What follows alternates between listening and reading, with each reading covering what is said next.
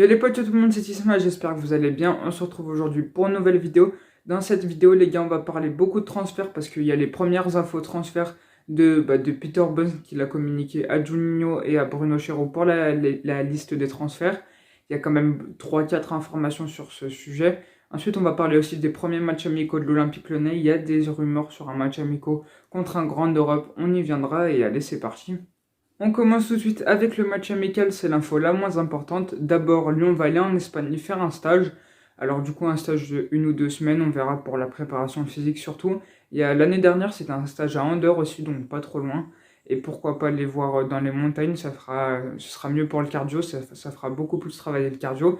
Et ensuite, après le stage en Espagne, on pourrait jouer un match amical du coup contre Naples. Lyon discute avec Naples, et Naples du coup discute avec Lyon pour organiser un match Lyon-Naples ou Naples-Lyon, ça dépendra où ça se jouera. Et pourquoi pas voir Lyon battre Naples, sachant que Naples est largement à la hauteur de Lyon en ce moment.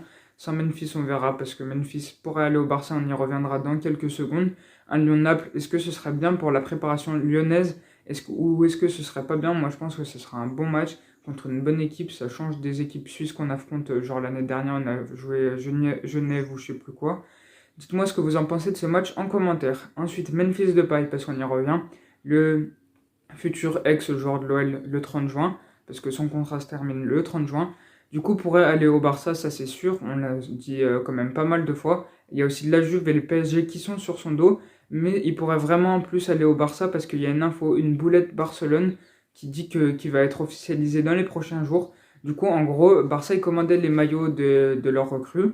Et ils avaient commandé un premier maillot, donc tu avais le maillot. Et en dessous, c'était écrit Eric Garcia, qu'ils ont recruté de Manchester City il y a quelques semaines. Et ensuite, à droite, tu avais un autre maillot. Et en dessous, c'était écrit Memphis. Ça veut tout dire. S'ils commandent un maillot de Memphis, ça veut dire que Memphis va aller au Barça. Et du coup, pourquoi pas voir l'officialisation dès la semaine prochaine? On ne sait jamais, tout peut se passer. Et moi, je pense que ça va vite être officialisé. Après Agüero, Garcia, Emerson, ce serait du coup Memphis Depay qui sera du côté du Barça. Ensuite, tu as les infos surtout sur les recrues, mais il y a quand même une dernière info très importante sur le départ. Denayer, frustré par la fin de saison de l'Olympique Lyonnais, surtout contre Nice, qu'il a déversé en Ligue Europa. Denayer aurait quelques petites envies d'ailleurs, et ce serait un peu dommage parce que Denayer est quand même le patron de la défense lyonnaise, et j'aimerais pas le voir partir parce qu'il est très essentiel au groupe et à l'équipe. C'est un vrai taulier, il amuse le vestiaire et tout, il a l'air timide, mais au fond c'est un vrai bon gars qui parle beaucoup, qui parle sur le terrain, qui parle dans le vestiaire, et ça fait plaisir, on n'a pas vraiment envie qu'il parte. D'ailleurs, Lyon, qui voulait encourager Jason Denayer pour la Belgique, avait fait un tweet, c'était écrit, d'abord il y avait le drapeau de la Belgique, après c'était écrit bonne chance Jason, et en gros il y avait une image, c'était Denayer avec le maillot de la Belgique, après il y avait le drapeau de la France et le drapeau de l'Ukraine, et en dessous c'était écrit Belgique vs Russie. Le match c'était Belgique-Russie, mais les écussons au-dessus c'était la France et l'Ukraine. Du coup, belle boulette de l'Olympique Lyonnais qui ne sait pas trop faire des vrais tweets pour encourager ses joueurs. Et du coup, voilà pour la petite boulette du jour. Ensuite, tu as les infos d'arrivée. La première, c'est le joueur de Cologne, Skiri, je pense que ça se prononce comme ça, mais c'est difficile à prononcer. Pourrait rejoindre l'Olympique Lyonnais, c'est vraiment avancé. Et pourquoi pas le voir du coup à l'Olympique Lyonnais, un vrai milieu offensif. Et peut-être le successeur de Memphis Depay, moi je pense que ce serait un bon joueur parce que là, c'est l'un des joueurs qui a le plus couru en Bundesliga la saison dernière. Je pense que ce serait une bonne recrue pour l'OL. Ensuite, tu as d'autres recrues. Encore un match OL Naples pour cette recrue, c'est Pelkas. Il nous vient de Fenerbahçe en Turquie.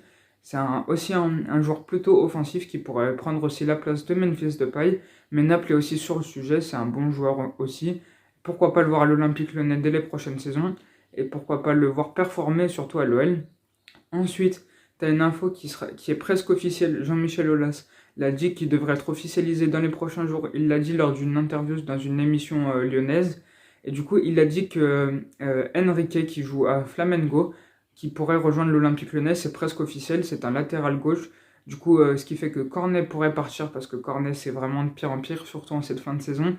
Alors du coup, Enrique pourrait rejoindre l'Olympique Lyonnais la saison prochaine, latéral gauche.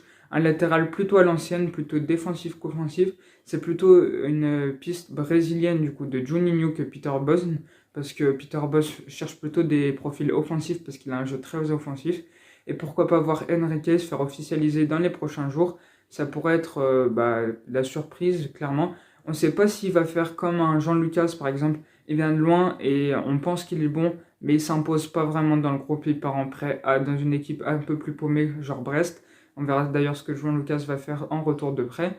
Ou pourquoi pas faire un truc comme Bruno Guimaraes, qui s'est imposé directement dès les premières semaines dans le groupe lyonnais et qui a été titulaire indiscutable, qui a chopé le Covid et qui est presque tout le temps titulaire et qui fait un bon match. D'ailleurs, stats sur Guimaraes, plus la formation lyonnaise, plus la cellule des transferts lyonnaise qui s'accordent vraiment très bien.